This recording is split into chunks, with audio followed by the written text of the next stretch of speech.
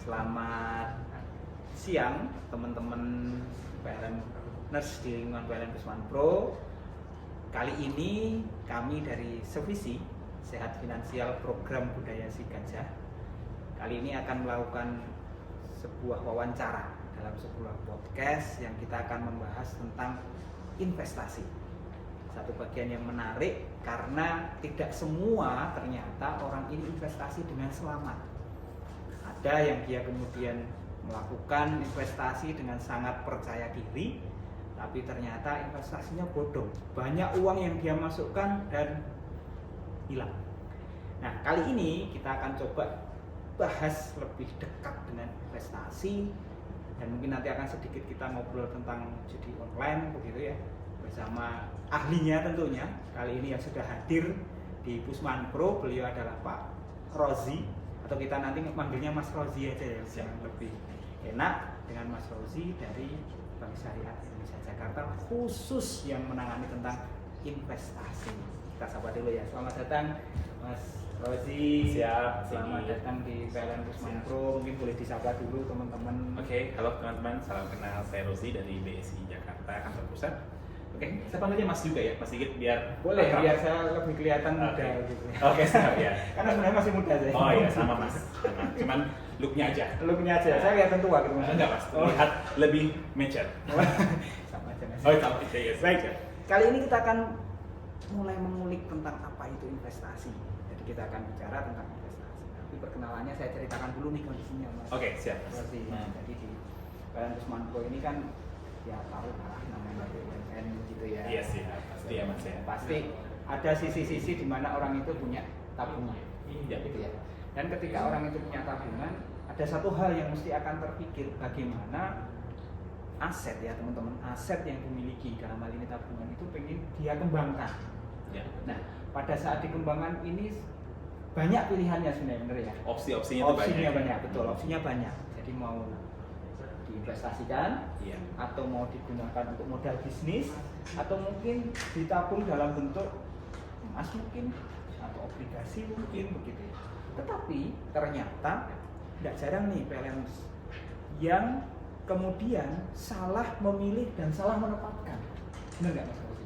Dalam prosesnya berarti Prosesnya. dari dana itu ada, dan penentuannya itu ternyata sepanjang Betul. prosesnya itu ada beberapa part yang akhirnya salah nih, tidak sesuai tujuan. Iya, tidak sesuai tujuannya, dan kemudian ternyata itu tidak membuat orang itu menjadi sukses ternyata.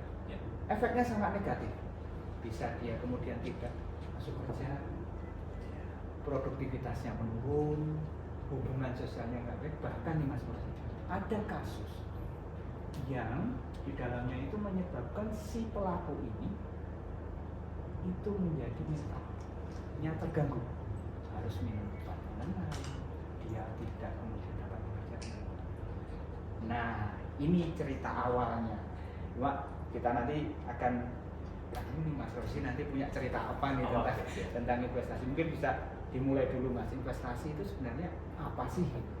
Ya, kalau kita bicara atau ngobrol ya mengenai investasi ya, Mas Sigit, investasi sebenarnya kata-kata yang sangat sederhana, dan mungkin udah selalu ya, teman-teman juga di luaran udah dengar nih, ayo dong investasi, ayo dong mulai berinvestasi. Tapi sebenarnya investasi itu kalau kita berbicara tuh kayak ibaratnya kita punya uang atau kita punya aset, kita mau placement nih, kita mau tempatkan dalam bentuk apapun dengan harapan nanti aset atau uang ini itu akan berkembang, Mas Sigit.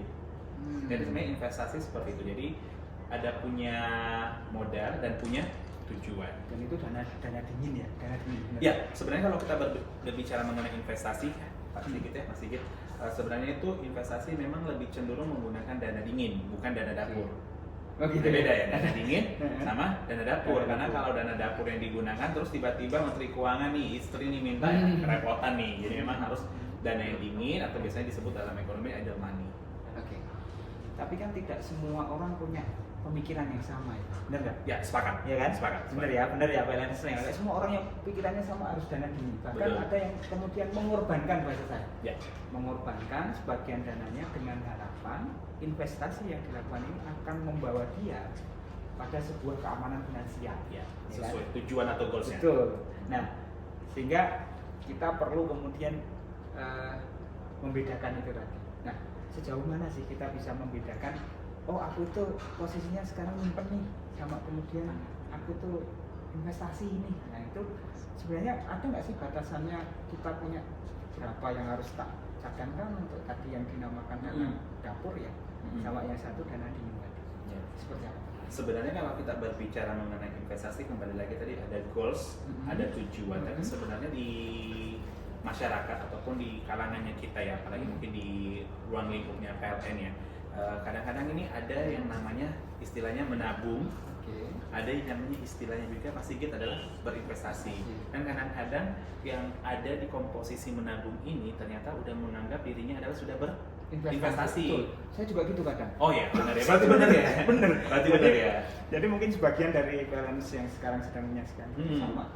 Karena Ya. saya sudah nabung, di tabung itu Ya. juga kan ada nih tabungan yang ada mungkin bagi hasilnya ya. Ya, betul. Bagi hasilnya dan itu fluktuatif. Mm-mm.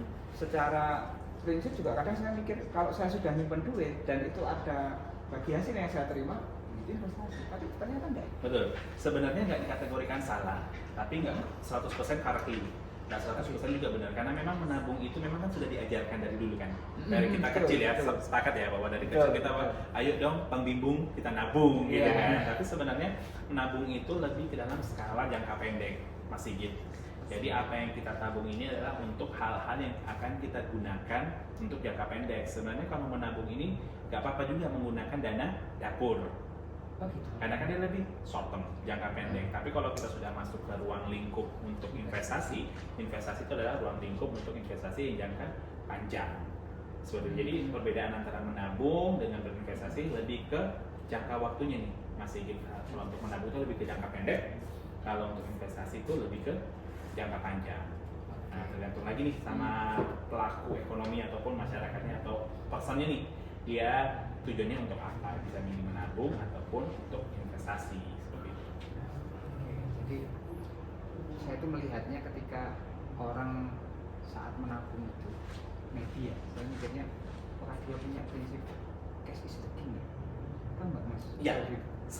Itu sering terjadi ke masyarakat atau person-person yang lebih cenderung ke konservatif, jadi lebih cenderung kayak lebih apa ya, kayak orang dulu banget gitu loh Pak, bahasa ya. Jadi kayak memang cash is the king, jadi cash adalah segala-galanya, jadi kayak butuh apa-apa memang harus sedia cash. Bahkan ada yang sampai kalau kita ingat ada yang nyimpan cash di bawah bantal, di bawah kasur atau di berangkas dalam rumah seperti itu. Dan itu bukan investasi. Ya, bukan nabung. Bukan, itu menabung dan itu tidak akan berdampak apa-apa untuk jangka panjang Pak, karena menabung, apalagi bukan menabung di bank ya Pak ya, ataupun menabung di fintech lainnya. Kalau cuma menabung di rumah itu nggak ada perkembangannya Pak, malah akan terkena yang namanya resiko-resiko seperti resiko kebanjiran, resiko kebakaran dan lain sebagainya. Itu kan tergerus inflasi juga Pak.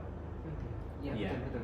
Tanpa disadari selama siklus hidupnya kita, mulai dari siklus 0 sampai dengan mungkin 21 tahun, di mana itu siklus kita adalah tidak ngapa-ngapain Pak ya, hanya sekolah, bekerja, sekolah dan hidup, makan dan sekolah aja. Itu siklus itu adalah siklus untuk mengkonsumsi uang.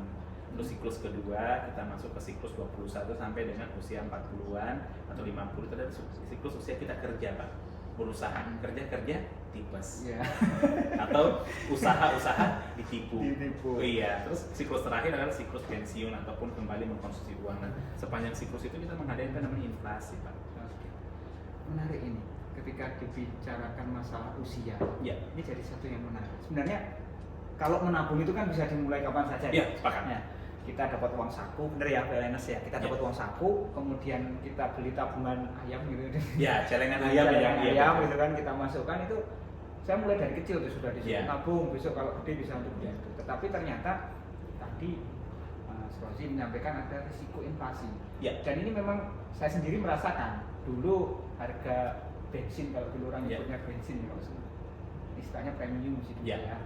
Itu Rp500 sudah dapat 1 liter. Sekarang Pak 10.000. Sekarang 10.000. Kalau yang Pertalite 10.000, kalau premium mahal lagi Pak. Oh gitu ya? Iya. Atau sekarang kan udah mulai dibatasin lagi kan, betul Pak. Dan Atau emas deh Pak. emas. Betul.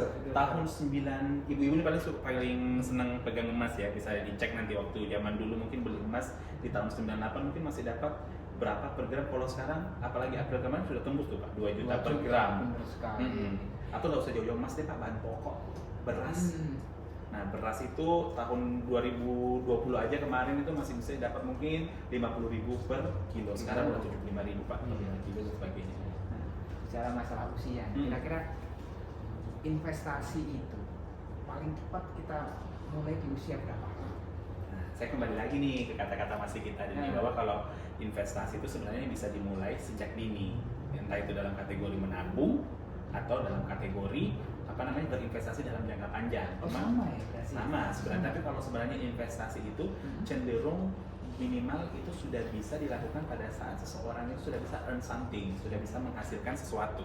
Oke teman-teman, jadi kayak apa yang diinvestasikan kalau kita belum bisa menghasilkan sesuatu, kayak gitu sih Pak.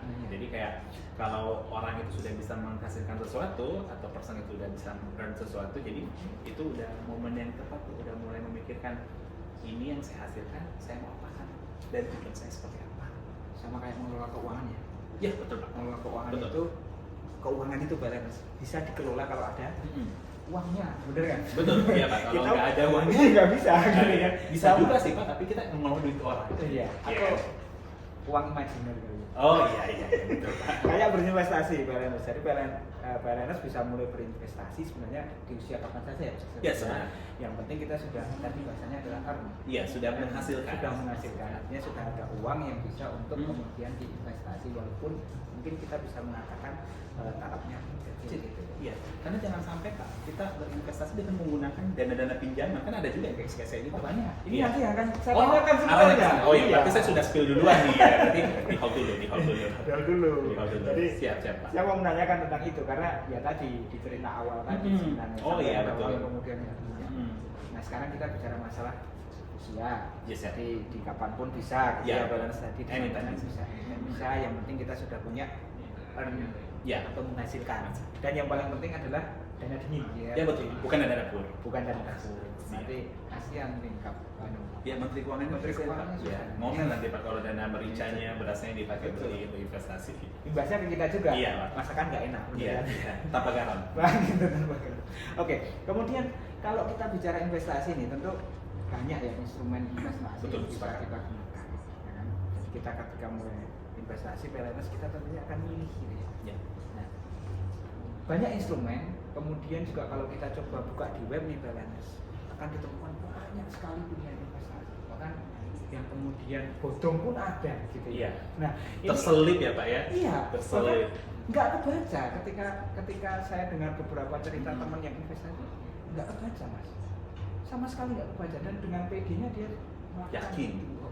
Nah ini gimana cara kita menentukan instrumen investasi, kemudian bagaimana kita mencari investasi yang aman, Ya. gitu kan? Kan tentu saja kita nggak selalu melulu investasi itu harus emas, kan nggak? Ya, Ada betul. banyak hal. Ya. Mungkin bisa di-spill nih ke teman-teman. Ya kalau ini juga katanya basic on mungkin pengalaman pribadi juga ya masih kita ataupun pengalaman dari beberapa orang yang sempat ngobrol juga nih sama saya teman-teman. Kalau kita berbicara bagaimana menentukan nih investasi yang aman, sebenarnya karena kebetulan kita hidup juga di era digital ya, digital reformasi 4.0. Jadi sebenarnya untuk informasi itu cukup mudah juga sebenarnya Pak yang kita dapatkan. Mungkin step awal nih ketika kita ingin menentukan salah satu jenis investasi, mungkin yang paling pertama yang harus kita lakukan adalah apakah dia terdaftar di OJK apa enggak. Cuman sebenarnya kadang-kadang tadi seperti Mas Sigit bilang tuh, ternyata di antara banyak pilihan instrumen investasi ada yang terselip nih, yang bodong, dan ternyata OJK juga. OJK juga ya kan? OJK juga. Tapi kita menggarisbawahi OJK-nya juga bisa jadi ya tanda kutip Pak, jangan sampai memang itu OJK-OJK-an atau memang ada hal yang kelolosan seperti itu Pak. Tapi saya rasa dengan lembaga sebesar OJK dia sudah sangat hati-hati dalam pemilihan instrumen investasi yang didaftarkan seperti itu. Cuman yang pertama adalah kita harus filter dulu Pak dari segi perizinan. dari segi perizinan apakah terdaftar di OJK apa enggak. Terus mungkin yang kedua kita harus browsing nih mungkin di internet atau di Google apa jenis investasi ini, ada pengalaman apa di luaran sana, plus minusnya seperti apa. Dan mungkin yang ketiga yang paling memungkinkan ya Pak ya, apalagi cenderung ke arah investasi bodong.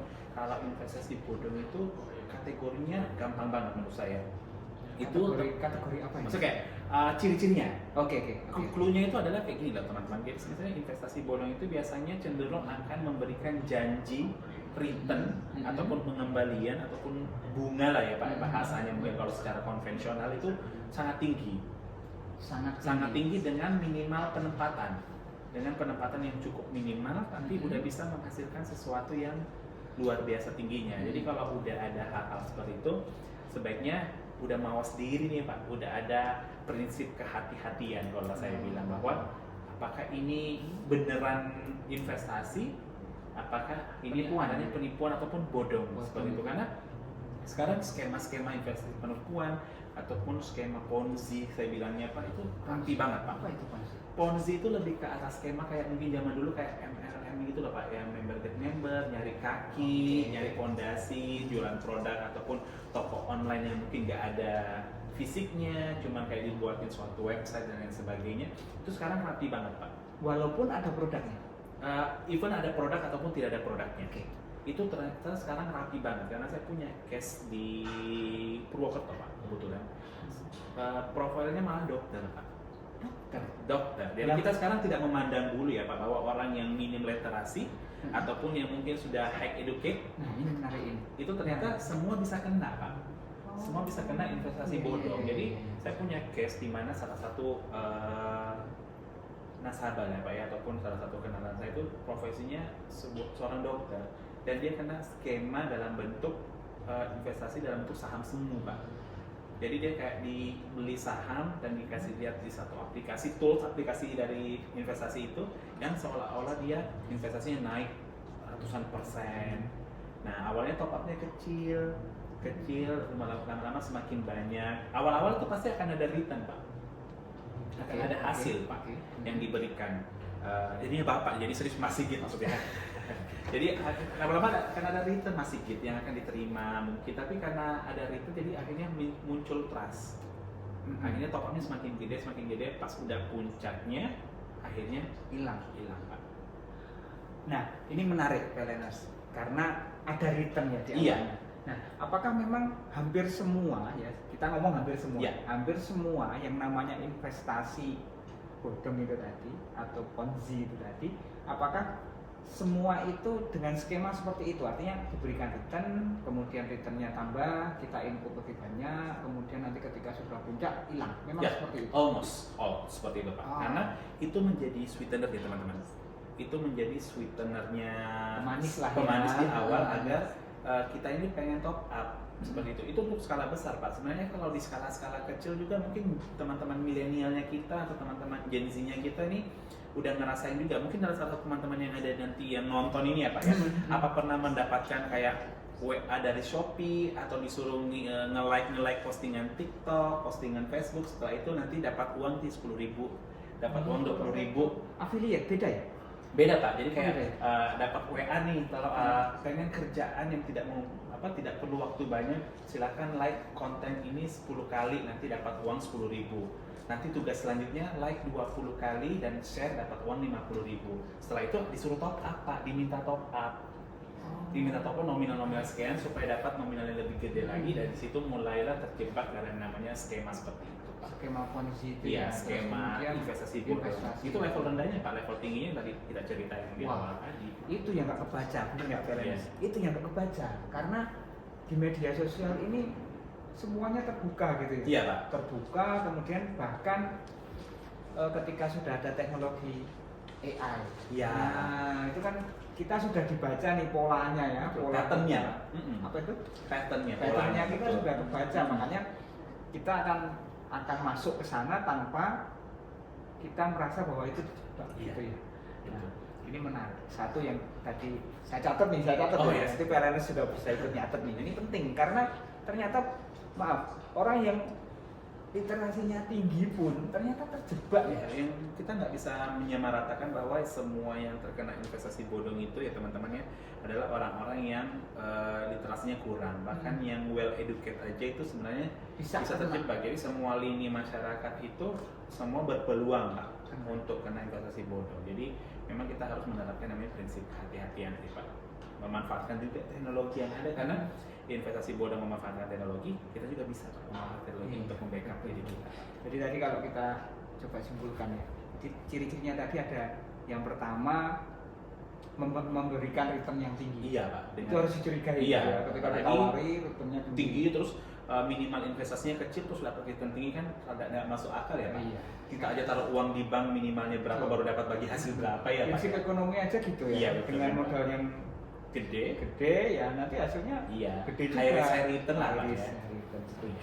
Oke. Nah, terus bagaimana nih kalau kita kan ya bayangkan saja lah kalau kita sudah punya tabungan dari kecil kita nabung gitu kan, tentu kalau tidak coba kita investasikan itu tentu nanti mengalami yang tadi namanya inflasi. Yang dulunya rencana mau untuk beli motor setelah cukup uangnya gitu ya, sepeda listrik dapatnya sepeda motor yang mungkin second gitu ya, jadi baru gitu kan karena inflasi. Nah tentu kita akan berpikir ya saya harus investasi. Iya betul. Karena ini something yang penting gitu kita. Bagaimana kita bisa berinvestasi ya kan, benar kan teman-teman ya. Nah, bagaimana cara menghindarinya? Itu pertanyaan saya sekarang. Nah, menghindari apa? Investasi bodong. Nah, seperti tadi yang mungkin sempat saya spill di awal, memang itu kita tahu lah Pak ciri-cirinya. Kalau investasi itu udah tidak terdaftar di OJK ya udah langsung skip aja Pak. Tapi kalau memang dia punya embel-embel terdaftar di OJK, karena gini Pak, investasi itu kan kayak contohnya investasi bodong ataupun mungkin pinjaman online ataupun judi online. Judi online nggak mungkin ada terdaftar OJK, tapi mungkin Bapak ingat beberapa pinjaman online itu iklannya terdaftar oleh OJK, terdaftar oleh OJK. Itu kan sesuatu yang mungkin nggak bisa dihindari juga kan Pak. Itu cuma nempel-nempel doang, tapi ternyata nggak terdaftar. Betul. Nah, tapi kalau kita sudah masuk ke ranah trust ya udah mungkin ini terdaftar oleh OJK, kita lihat lagi Pak lini kedua tadi apakah imbal hasil yang ditawarkan itu, return yang ditawarkan itu masuk akal apa enggak? Wajar. Ya wajar apa enggak ya, betul Pak. Sepakat kewajarannya masih gitu. Jadi apakah masih wajar? Kalau memang masih wajar, kita coba cari lini ketiga.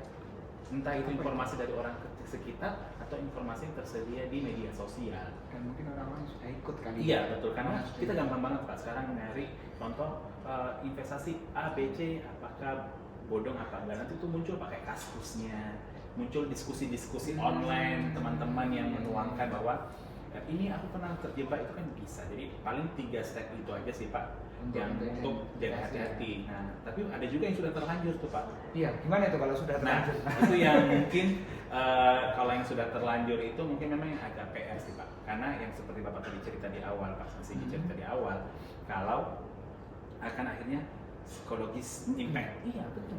Terjadi kan Pak. Jadi psikologis impact seperti tadi Pak bilang kinerjanya menurun, lebih sering murung ataupun nggak masuk kantor karena mungkin semangat untuk melanjutkan hidupnya itu udah berkurang ya Pak, atau bahkan tidak ada kan. Seperti yang Pak masih kita tadi ngomong, udah nabung dari nol, udah terkumpul, pas milik instrumen bodong. Bahkan ada yang sampai menggadekan SK-nya untuk dapat uang yang dimasukkan sih. Oh iya betul, itu memang hal-hal yang dilakukan untuk mengejar sesuatu yang semu, yang dijanjikan tadi di awal, yang return yang mungkin tidak wajar. Tapi kalau kondisi di mana kita sudah terjebak Pak, terjebak itu mungkin, sorry kalau ngomongnya idealis ataupun apa ya Pak, bahasanya bahasa memang susah diterima, tapi yang kita butuhkan adalah acceptance Pak, penerimaan. Kita harus terima kondisinya kita, bahwa memang bukan pasrah ya tapi ya bukan, jadi kita ada di fase, karena kan kayak ibaratnya patah hati Pak ya. Ada fase pertama, fasenya defense, fase dimana kita nggak terima, kok aku bisa ngalamin ini, kok aku bisa bodoh banget, kok aku kayak gini, kok aku mau-maunya. Itu kan fase dimana fase defense kan Pak, penolakan di antara diri sama kenyataan. Tapi kita harus cepat berlalu ke fase acceptance Pak, penerimaan. Ya udah, ini udah terjadi, and then selanjutnya apa? Betul. Gitu. Tapi di fase acceptance ini peran orang sekitar sangat penting Pak. Nah, bagaimana peran orang sekitar ini penting adalah dengan cara yang terjebak ini atau yang setelah mengalami ini ada di fase yang namanya mau bercerita, Pak. Oke, komunikasi Komunikasi. penting. Penting. Komunikasi itu penting Iya. karena memang kalau saya pernah ketemu dengan beberapa orang yang dia kena investasi bodong, kena judul, saya pernah Oke. ketemu. Dan memang suatu hal yang Tertutup ya, Pak? iya betul. Itu berarti sama ya teman-teman, jadi semua kita bisa lihat ciri-ciri orang yang mungkin kalau teman-teman nih ketemu teman-teman orang biasa ceria Iya. terus tiba-tiba murung terus tapi nggak patah hati, ya bisa jadi kondisinya gitu, Pak. Betul banget. Dan yang jelas teman-teman, setiap orang yang pengen investasi, pengen dapat hasil yang banyak itu, Mas Rosi, itu ternyata mereka itu diam-diam dari awal sebenarnya. Iya. Karena pengen memberikan kejutan. Iya. Sepertinya ya. Ternyata surprise, Pak. Surprise-nya gagal. Iya, surprise-nya double-double pula, Pak. Karena pengen kelihatan, wah tiba-tiba, wah sudah kok, Iya. sudah pakai ini. Makanya orang yang investasi rata-rata saya lihat ya, rata-rata beberapa yang cerita ke saya itu, dia diem-dieman. Iya. Saat mulai pun diem-dieman. Dia mulai akan agak cerita terbuka ketika sudah mulai masuk. Gitu. Iya, sudah ada return semu Nah, yang bisa return semu, ditunjukkan. dia Ini juga- lihat loh, aku udah Betul. untung. Seperti itu ya, Pak? Iya memang, polanya seperti itu. Nah, ini kita sudah tahu nih tadi yang mengidentifikasinya. Iya. Kita lihat dari OJK. OJK ini apakah bisa kita trace ketika dia punya nomor ya? Bisa. Harusnya bisa, Pak. Nomor perizinan bisa. Oke. Bisa. Oke, jadi bisa di trace ya, Iya, dibuka bisa. di web Di web OJK-nya, OJK. dimasukkan, Iya. kemudian dia terdaftar. Iya. Gitu ya, berarti itu Hmm. aman. Kalau mau effort lagi bisa langsung ke kantornya juga. Oh, Pak. gitu ya. Iya, karena kan kita memang investasi itu pasti minimalnya pasti kalau untuk skalanya bisa jadi gede ya, Pak. Ya. Kalau itu memang mau investasikan skala gede, effort gede di awal nggak masalah menurut saya. Oke. Iya kan, Pak? Oke, nice. Itu tadi ya berarti cek ke OJK, kemudian cek kewajarannya, Ya. kemudian cek testimoni maybe ya sama betul. orang. Sama orang sekitar ataupun di internet media sosial. Ini nih, sekarang kita ini kan bekerja, kemudian di PLN ini, terutama di Pusmanko ya, Pusmanko ini banyak yang generasi muda. Kalau saya kan ya walaupun Mas, tapi kan Mas Ya. semu kan saya. Gitu ya. Generasi muda itu Iya. apa sih investasi sebenarnya yang cocok ya? Jadi kita coba kasihlah 3 alternatif menurut Mas Rosi yang cocok untuk mereka. Tiga saja, Iya. biar dicatat nih sama Iya. teman-teman. Berarti kalau kita masuk ke lininya milenial atau Gen Z ya Pak, atau sekarang mungkin Alpha, tapi Alpha belum lah, masih tahap sekolah. Gen Z sama milenial. Siapa yang cukup rata-rata kan Gen Z sama milenial ini almost itu dia bergeraknya masih pekerja Pak ya. Oke. Mungkin dari persentase dari 100% mungkin 70% sampai dengan 80% itu pekerja, 20% mungkin sebagai wirausaha, entah itu sebagai selebgram, atau afiliat dan sebagainya. Tapi kalau kita berbicara dengan komposisi yang paling besar adalah pekerja, itu investasi paling cocok karena pekerja itu kan punya waktu kerja yang rutin ya Pak, Betul. 8 to 5 ataupun kalau lembur sampai jam 8. Iya. Berarti dia memang harus mencari jenis-jenis instrumen investasi ya teman-teman, itu jenis instrumen investasi yang nggak perlu membutuhkan waktu untuk kita lakukan analisa sendiri Pak. Mas Iki, jadi kan Tidak banyak membutuhkan analisa sendiri karena kan waktunya kita udah terkuras untuk pekerjaan daily-nya kita. Iya. Jadi mungkin yang cocok mungkin kalau yang basic ya tabungan deposito, tapi kalau mau berharap return yang lebih tinggi kita bisa masuk ke produk yang contohnya reksadana Pak. Oke. Nah, kita bisa masuk reksadana karena kalau reksadana itu kan nanti dibantu kelola nih teman-teman, dibantu kelola sama yang namanya manajer investasi Pak. Ya, ini dibantu kelola sama manajer investasi. Jadi kita nggak perlu mikir nih Pak. Saya sambil minum ya Pak ya. Silakan. Kita nggak Kopi perlu juga boleh. Iya. Nanti pas aku senyum giginya hitam Pak. Oke. Nah, kalau manajer investasi kan nanti kita dibantu Pak untuk proses pengelolaan portofolio. Jadi Itu nasabah dari pihak yang manajer investasinya. Manajer. Iya, jadi kalau berbicara mengenai reksadana, produknya bisa dibeli melalui perbankan atau juga bisa melalui fintech Pak. Kan sekarang udah ada Iya. Ajaib dan sebagainya. Saya nggak di endorse ya. Maksudnya produk-produk fintech, ya produk-produk fintech ataupun itu bisa dibeli lewat situ. Jadi teman-teman ini nggak perlu waktu Pak untuk meluangkan, untuk memperhatikan kapan nih waktunya bagus untuk beli, kapan waktunya untuk bagus untuk mengamankan portofolio. Atau mungkin yang kedua, produknya bisa emas, mulai dengan mungkin bisa dengan cara cicil emas ataupun tabungan emas, atau kalau enggak saya sekarang lebih sering tertarik ke dolar Pak. Dolar. Berarti mata uang asing. Iya, mata uang asing. Saya kalau semisal ini pribadi, bisa dicontoh apa enggak? Saya pribadi kalau memiliki uang, contoh uang 1 juta, mungkin 100.000 atau 200.000 ini saya belikan mata uang asing.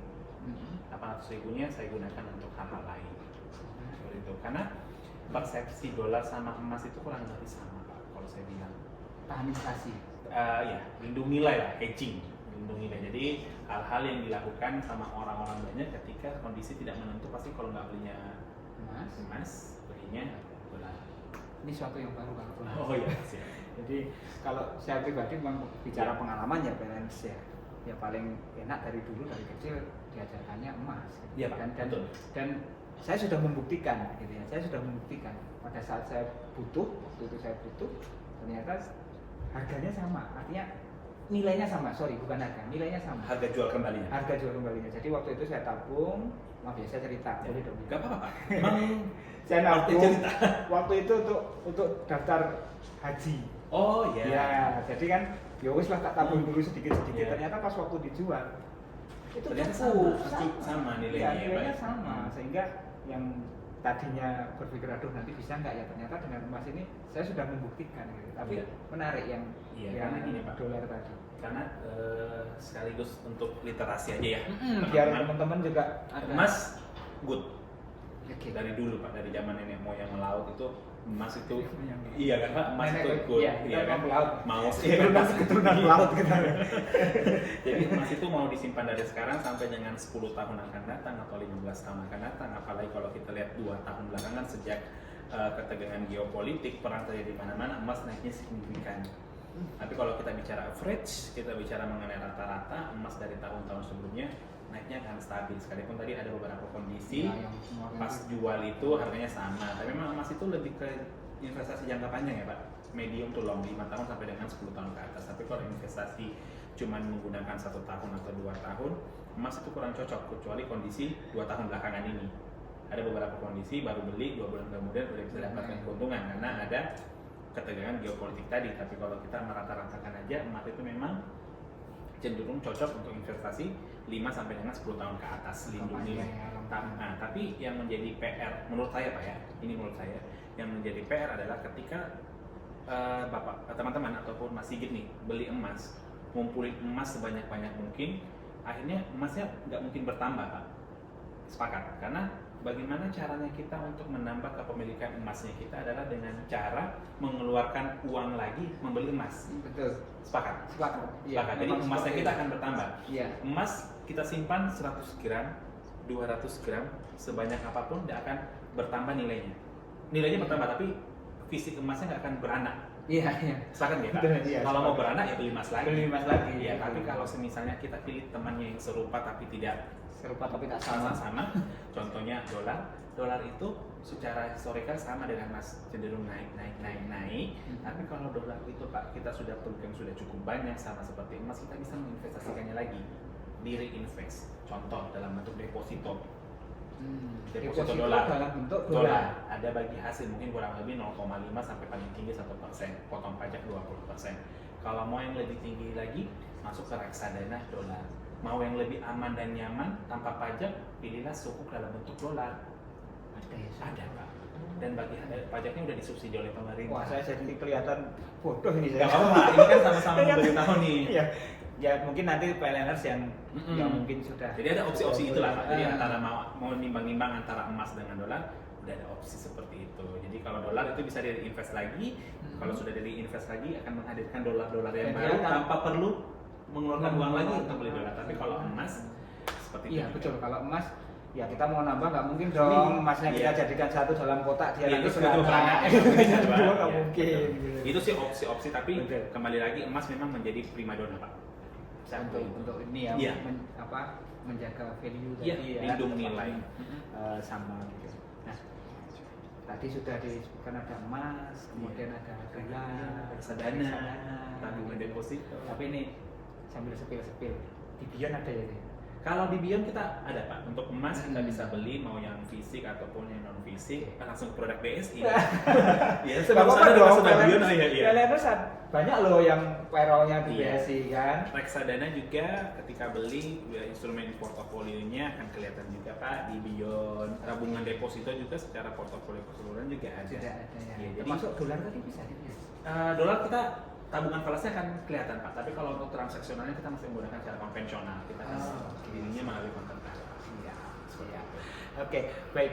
Kemudian nih sudah tahu cara identifikasi mana yang bodong, mana yang enggak dengan Iya. tiga cara cerdas tadi Iya. saya menurut saya. Kemudian tipe investasi bagi kita yang Iya. bekerja Iya. juga sudah tadi dibocorin gitu ya sama Hmm. Mas Rozi. Terakhir nih, kalau kita punya duit nih, berapa persen sih yang mau kita paling aman lah, paling ideal itu berapa persen yang bisa kita investasi? Nah, kalau kita berbicara ideal tidak ideal, semuanya tergantung dari kembali lagi Pak ya ke person to person, karena Oke. beda-beda juga. Tapi kalau misalnya kita berbicara benar-benar ideal yang dimana dari rasio utang, rasio pengeluaran dari person tersebut itu ideal, makanya 10 sampai dengan 20% itu wajib untuk diinvestasikan. 10 Sampai dengan 20%. Tapi kan kita melihat fun fact-nya adalah sekarang rasio utang jauh lebih gede karena kebutuhan ya Pak ya, antara utang kendaraan, rumah, kartu kredit ataupun hal-hal lainnya ataupun pinjam dulu 100 teman. Ya itu termasuk Pak. Itu sedekah Oh, loh. itu sedekah. Itu Jadi akan balik Pak ya. Iya. Pas minjem kasihan, pas ditagih garam. Lebih betul Pak. Nah kalau udah dalam kondisi rasio utangnya lebih besar dan rasio pengeluaran lebih besar, kita masih diminimalkan aja di 5%. 5%. 5%. Terus 5% itu adalah 5%. minimal yang harus Udah kita di-save. usahakan. Betul. kayak gitu. Betul. Harus di save, baik itu nanti mungkin tabungan dulu kali ya. Iya, tabungan, nanti next step lagi ke next step, investasi. investasi. Oke. Karena pada saat menentukan investasi juga, sekali lagi buat teman-teman, jangan asal beli investasi, kita harus ukur juga batas toleransinya kita. Kalau di Gimana dunia ya? ekonomi sebutannya biasanya profil resiko. Oke. Profil resiko, apakah teman-teman ini menerima kewajaran terhadap naik turunnya suatu investasi, atau teman-teman pengen yang aman-aman aja nih, aman-aman aja. Kalau misalnya teman-teman mau yang aman-aman aja, kita bisa pilih tabungan atau deposito. Tapi kalau teman-teman pengen yang agak-agak ada returnnya lumayan dikit Pak, Yang uji adrenalin lah. iya, itu yang akhir tuh Pak. Oh, akhir itu ya?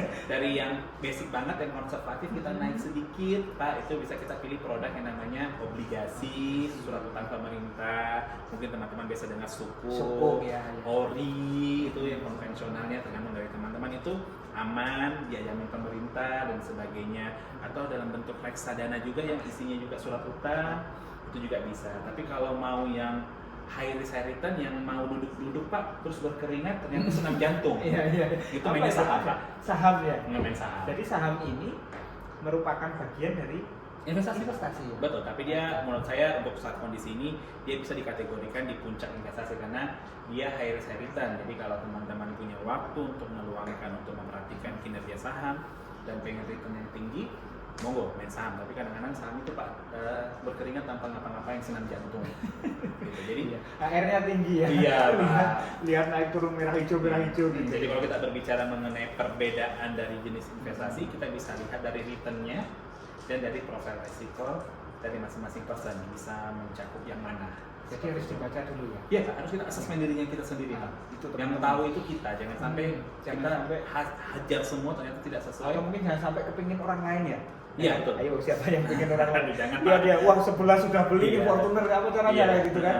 Tiba-tiba mau ikut dia, tapi dia tidak membaca Ke dirinya sendiri, asesmen diri. Karena semua jenis investasi itu punya resiko Pak, kalau saya bilang. Punya resiko, even itu kayak tabungan dengan deposito itu Pak, ada resikonya. Ibaratnya nyimpan uang di rumah aja memiliki resiko kehilangan Pak, kemalingan, kebakaran. Makan raya. Iya, dimakan raya, betul seperti yang di berita-berita ya Pak ya. Apalagi yang kita investasi yang benar-benar kita mempercayakan itu ke orang lain ataupun ke lembaga, itu tetap ada resiko juga Pak. Entah itu resiko likuiditas atau resiko pasar seperti harga naik turun dan sebagainya, itu harus kita pahami dulu. Siap. Oke, jadi kalau saya simpulkan nih, PLNers tadi, yang pertama, ketika kita mau mulai investasi, satu yang harus dilakukan, cek dulu nih diri kita. Ya, Asesmen terhadap diri kita, kemampuan kita, Ya. kemudian keberterimaan tadi yang Iya, benar betul. ya, keberterimaan terhadap risiko-risiko yang terjadi gitu ya. Batas Misalnya, toleransi. Batas toleransi. Tes apotek kalau di PLN namanya Mas. Oh iya. Jadi Menghindari risiko mana? iya, Atau ya? tes apotek itu batas risiko yang bisa kita toleransi. terima. Terus kalau kemudian yang ketiga setelah itu kita melakukan analisa nih teman-teman ya kan benar kan ya, Yes. analisa terhadap investasi itu apakah itu berdasar OJK tadi, terus kemudian kewajarannya seperti Betul. apa, itu kemudian harus kita cek. Terus kalau yang ketiga ya sudah, kalau memang sudah ada asesmennya, sudah ada dananya, boleh langsung eksekusi. Iya, langsung pilih aja nih Pak, investasi apa. Nanti bisa buka di Bion. Ya, bisa dibuka di Bion atau di website BSI kita punya banyak kok Pak jenis-jenis investasi yang mungkin salah satu dari itu bisa nyangkut nih Nyangkut. sesuai dengan tujuan investasinya teman-teman sekalian. Ya, Goalsnya apa? Dan Goalsnya. karena yang nonton kita ini nanti mungkin ada Hmm. sebagian yang punya waktu tapi Iya. bisa coba main saham ya. Iya betul.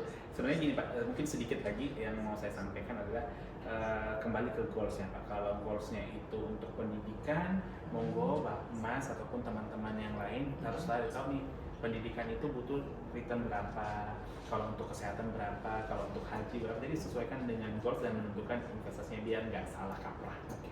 Berarti yang keempat itu tadi. Oh iya tambahan berarti. Tambahkan Ini kalau dilanjut terus tambahnya jadi 10 Pak.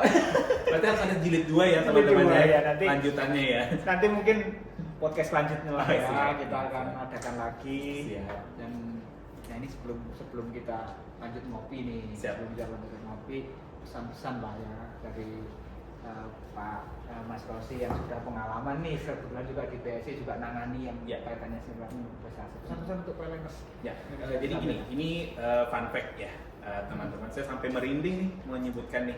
Fun fact-nya adalah saya adalah pelaku dari dunia investasi. Saya juga pelaku dari pinjol, Pak. Oh iya. Saya juga pelaku dari pinjol, tapi saya nggak judul teman-teman.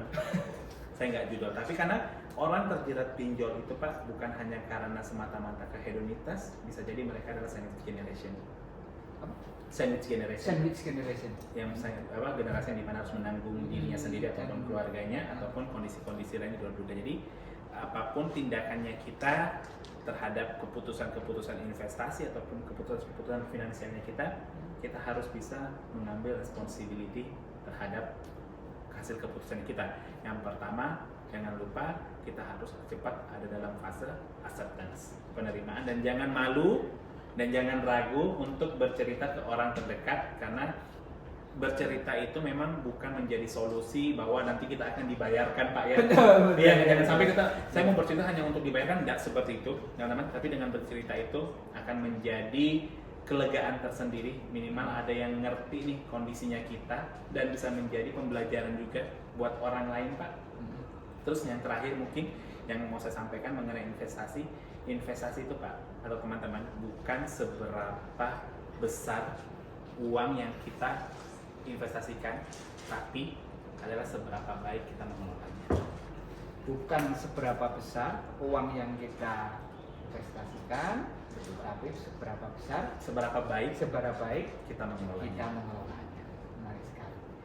Dan PLNers, saya kira banyak insight yang hari ini kita dapatkan ya dari Mas Rozi, dan ternyata pelaku juga ya. Ya. Wah, ini harusnya dari tadi saya tanya ini. Makanya saya sengaja men-spill di akhir Pak, karena saya harapkan kita akan ada jilid 2 yang mengupas Insya Allah. bagaimana bisa terjebak di pinjol, bagaimana bisa terjebak di hal-hal yang mungkin financial bad, financial seperti itu. Jadi Nanti bisa sampai ketemu lagi teman-teman. Sampai ketemu lagi. Iya.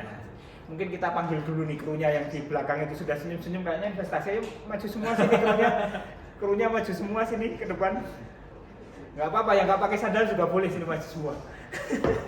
Ini pada Sambil- generasi muda nih Pak. Iya, ini generasi muda semua Iya. yang senyum-senyum dari tadi ini. Ayo silakan sini krunya ke depan, mungkin dari BSI juga ke depan ya, kita ada kenang-kenangan nih. Oh, siap, Pak. Kasih dari kami, mohon diterima. Kenang-kenangannya di depan ya Pak ya? Kenapa? Kenang-kenangannya di depan, nanti ada sisi-sisi selanjutnya lagi. Oh iya, nanti tentu akan kita undang lagi, kan belum cerita tadi tentang Siap. pinjolnya Siap. ya. Jadi Makanya di spill di akhir Pak. lebih di akhir. Siap. Ayo, biar nampak ini kru saya. Nah ini Oh, ini teman-teman. saya bawa juga tim saya Pak, biar saya nggak merasa sendiri. Ya ini teman-teman saya ini yang ada di sini tadi, yang dari tadi menyiapkan ini, kita mohon bisa diterima. Oke, siap. Terima kasih, ini dari kami. Oh, mohon maaf. Sorry. Ya. Ya. Oke, jadi Lagi 1, 2. Oke. Sebelah sana sambil jabat tangan mungkin Pak, biar kelihatan resmi. Ketutup. Ketutup makanya. Iya. Satu.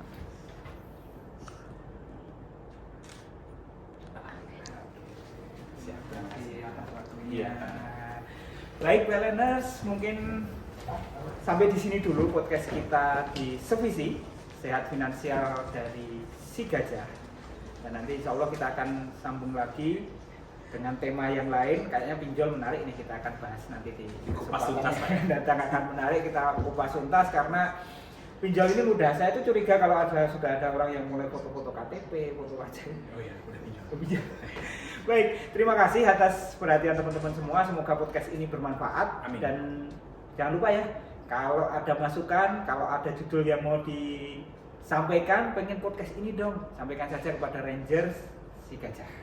Terima kasih. Kita sabar dulu. Terima kasih ya, Mas. Ya, terima kasih Mas Sigit. Terima kasih Assalamualaikum teman-teman. warahmatullahi wabarakatuh. Yeay.